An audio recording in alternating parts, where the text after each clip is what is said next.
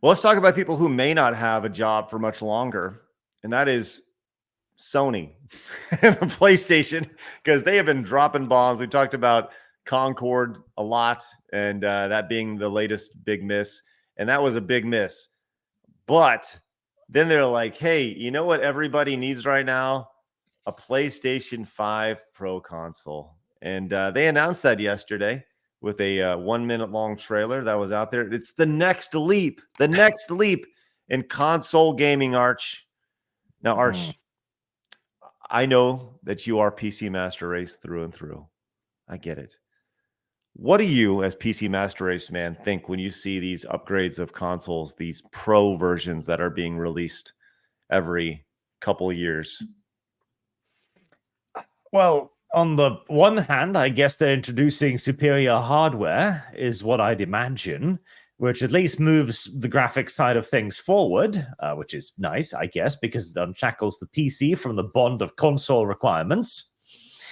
But I mean, it's kind of become a stagnant market too, hasn't it? Where you're not really moving this stuff forward. You're just really, like, you're adding increments to it. Not to mention too, like, back in the day, the primary reason why you'd want a console is because it's plug and play. You buy the box, you put it in the living room, it works. There you go. It's simplicity. Whereas now, with the fact that it's online anyways, you still need to patch it. It's essentially downloading it from the internet or cloud service. It's just a smaller PC. And now you've got to buy a new PC because the old one is out of date again. It's like, okay, what is the benefit of this over the PC at this point? I go back to, as you were talking about that, I thought about the Super Nintendo, the N64, right? The N64 had the RAM expansion that they had midway through, where that's how you could play. You could play the Donkey Kong 64, I believe was like the big title. Play Donkey Kong 64. The game looks better. But for the most part, once you got a console, you got the console, right? There was no mid-generation update. This announcement has not gone over very well. As a matter of fact, that's pretty much what we're going to do for the next 10 minutes is laugh at this console announcement. But okay, yes, just one more thing too, because if they know, because this is better hardware, right? I'm understanding that correctly. Yeah, that's the selling point. Okay, improved so graphics and everything, the blurs, stuff like that. Wouldn't that encourage the developers then to make something that utilizes the new hardware? Wouldn't that screw over the previous consoles unless they're going to make separate graphic versions for them? No, because look at the PlayStation 5. How many years ago was that released for, and how many exclusive games were they made for, right? I mean, most of these games that came out were for PlayStation 4 and PlayStation 5. Up until what, last year maybe? And how long has the PlayStation 5 been out for? Well, the PlayStation 5 has been out for, I believe, 4 years now at this point, right? Well, the response to this has not been good. And if you go to the YouTube channel where the trailer was, you can see right here the thumbs up, thumbs down ratio here. It's embarrassing from Sony. Woo. Yes.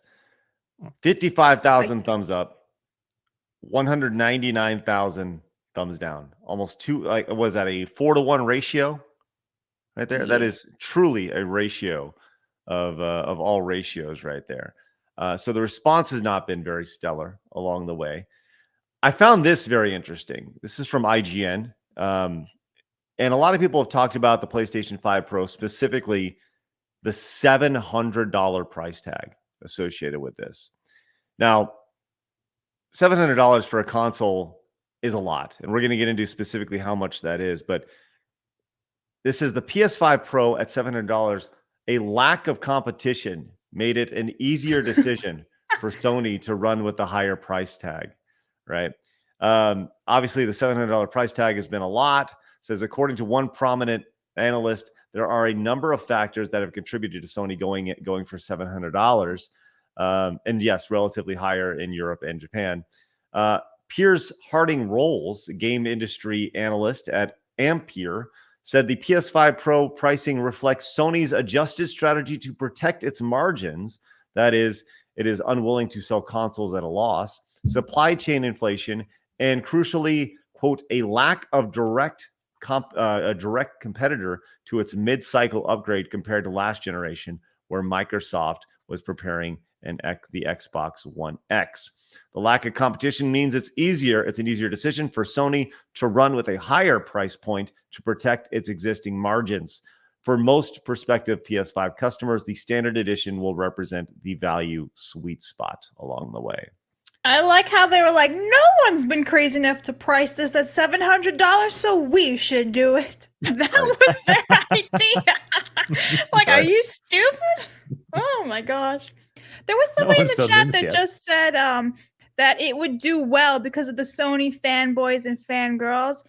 And maybe, but at the same time, we are in a very, very, very bad economic times. It's not like it was 6 years ago when people could actually flaunt the money out and buy stuff. So I don't really think it's actually going to do all that well, considering it's just the base PS5 Pro. And if you want to get like a stand, it's extra bucks. If you want to buy a disc drive, it's extra bucks. Another controller, extra bucks. Like, it's like a car, right? You get like the base model, and then all the bells and all the bells and whistles. You have to pay more and more. This is like, it's a vehicle, guys. Want leather seats or sandpaper? Yeah, right. Well, there's a lot here. We talk about the price associated with this and the $700. Jeff Keighley,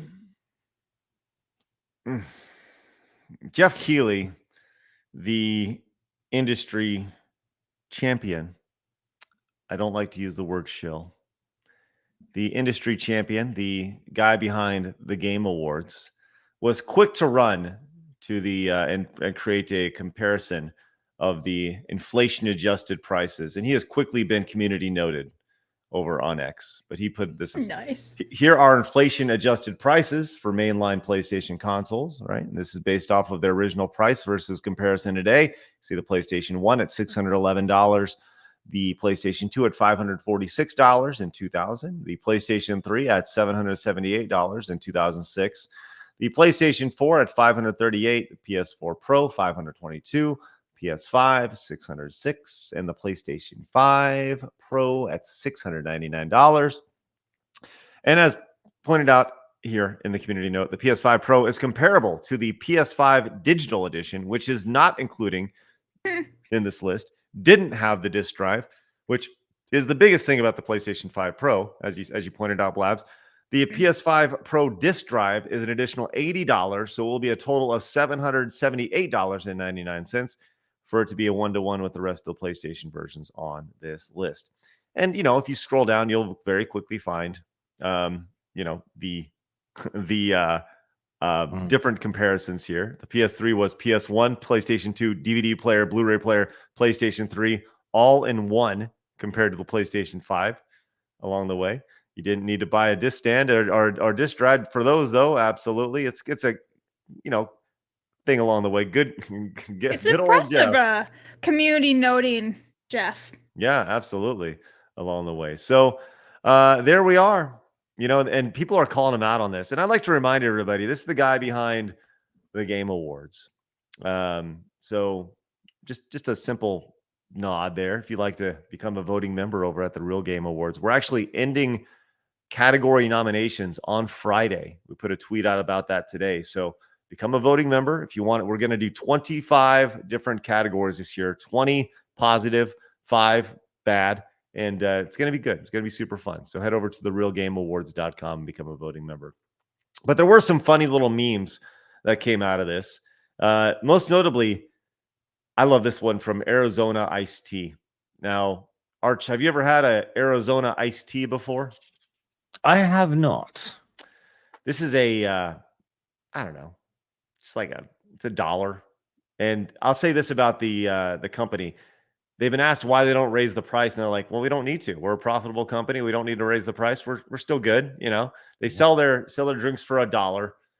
And they had this tweet out yesterday in response to all this. They just said, the choice is yours.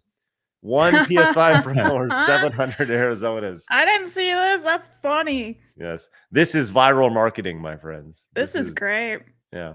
Now, it is important to point out by Tom Warren as well. Tom Warren, over at the senior editor over at The Verge, said, I reported earlier this year that the PS5 Pro enhanced games doesn't guarantee you 60 frames per second. Sony wasn't super clear on this yesterday, but there will still be 30 frames per second PlayStation 5 Pro enhanced games. So, not so pro, just throwing it out there. Yeah. What's interesting about this as well is, so they announced the PlayStation 5 Pro, and kind of under the radar, they also announced that they're going to be selling certified refurbished digital editions of the PlayStation 5 Pro as well. It says Sony will be selling refurbished of the PlayStation 5 consoles for half the price of the recent PlayStation 5 Pro.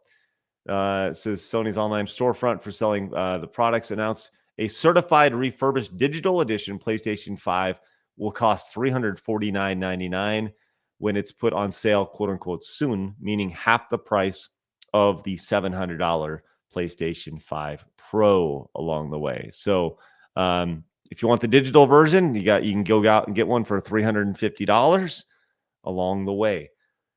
Arch, once again, I want to go back. Yes, all digital. I want to go back to this, Arch. You being PC Master Race, man, do you just think all of us console plebes are idiots?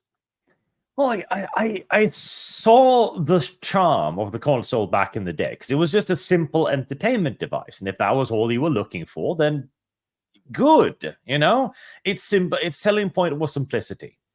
Now that all of the simplicity has basically been stripped away, the majority of the exclusivity has been stripped away, and we all use PCs for something or other anyway, whether it be for work or the rest of our entertainment or streaming or Netflix, etc. It's beginning to have less and less of a point, especially as the price gap is now also beginning to close. If you're going to be purchasing what is in essence a multimedia platform anyways, then shit, your PC already does that. Like, all of the original charm of the console has more or less been stripped away over the years. So I'm gonna argue with you on that one. I don't agree on that. I mean, so like for us, it's a lot easier to use our PCs. We have, the bells and whistles. But like, let's say like your average Joe who just has like a laptop or something, just something functional for like emails or whatever it is you need to do, they'll just pick up an Xbox or PlayStation and they'll just pop it and go. They don't have to worry about putting a PC together, building it, fixing it. I mean, it's a lot easier to, unplug an Xbox than it is to plug it back in, with the tower and everything. I feel like for some people, it's just a matter of your time is money, right? So you don't want to spend a shit ton of time working on a PC and everything. You could just buy an Xbox, boom, done. PlayStation, boom, done. So I don't know. I think it still has that like a simplicity and exclusivity just because you don't have to worry about all this maintenance stuff. That's just me, my personal thing. Well, to a degree, absolutely. Well, what Arch said about the simplicity of consoles, that's what makes it appealing. Like that 100%. The idea that if I want to play, I don't know, like I was talking to Jeremy D-Day Cobra about this, the other day on Tuesday Night's Main Event. He's like, when he wants to play Fortnite, it just works. The game starts. He doesn't have to worry about updates or PC updates or an outdated graphics card. It just works. The simplicity of the video game console is what makes it appealing for most people. And that's why it's a PC Master Race. You get the cutting edge graphics, and the games are technically better, and when it comes to consoles and such. And I think you're right, Arch. The idea that the gap between a gaming PC and the home console market is drastically closing. Yes, in a major way. That too, but also let's say it's a lot easier now. Like, just to bounce off again, it's easier now to build a tower, even though I'm saying like it is more time, but it's easier now than it ever has been because there's so many YouTube videos out there. Like, anyone can do this, right? Like, back in the day, most people were like, oh my God, I can't do this, but literally anyone can do it. I just changed my motherboard the other day. And like, first of all, just so your chat knows, my tower was a pre-built tower and I was still able to like change the motherboard and everything else. So Yes, I Right. understand the whole, like, you can buy a pre-built tower and you don't have to worry about all this stuff, but it's still a point that people are like, oh my God, it's very intimidating. I just want to plug in a console and go. Now, I actually am PC master race now, so these are just my opinions. The end. Well, I'll tell you what. It's you can yes, Blabs. You can absolutely do those things, Mhm. but once again, it goes back to this. It's way easier to go to the store and just buy the console than it is to go Yep. buy it on Amazon and then Mhm. open up That's what your I'm saying. case. And yeah, right. So, Mercenary points out the Switch is simpler and has tons of games, right? And that's the one thing. That's why Nintendo is That's king, true. man. They make it easy. Like Mhm. And colorful. it's Nintendo makes it easy to play their games. You plug it in, there may be a quick download update, but it's ready to go. It's awesome. That's why they are the kings. But there's more to this, as obviously the PlayStation 5 Pro, it's digital, and you got to buy the tower on top of that. Apparently, and here's why I don't think this is going to be the 32X version of Sony, right? Because the disk drive version is selling out already on Amazon, and you can't even buy it on Walmart and Best Buy and all these other places. Like they're straight up selling out already. So people are forking over almost $900 for this. So people very much want the disk drive as opposed to the physical app. And I actually think this sets a horrible precedent along the way. The idea that if you shell out for that extra disk drive, or the PlayStation 5 Pro as a whole, I think what you're saying is, yes, we're willing to pay extra for that disk drive instead of it being a standard feature. Going back to the car analogy earlier, like that disk drive should be a standard feature in all consoles forever. But you're saying, hey, I'm willing to part money for that. I think that's really messy and sets a really dangerous precedent along the way. So, but that's just me. Blabs, you got Well, anything on yeah, that? like we get the industry we deserve, don't we? Very Chat much. said this too. FOMO kicking in. Yeah, some of the Sony ponies are gonna be like, I need to have this. I have to have it. Like the latest cell phone, the latest whatever. Yeah. Yeah. Right. Well, the industry analysts have also got in on this, and they are saying that the PS5 Pro is going to sell 13 million units over 5 years, over the next 5 years along the way. So, 13 million times 700. It's a lot of cheese, Jack.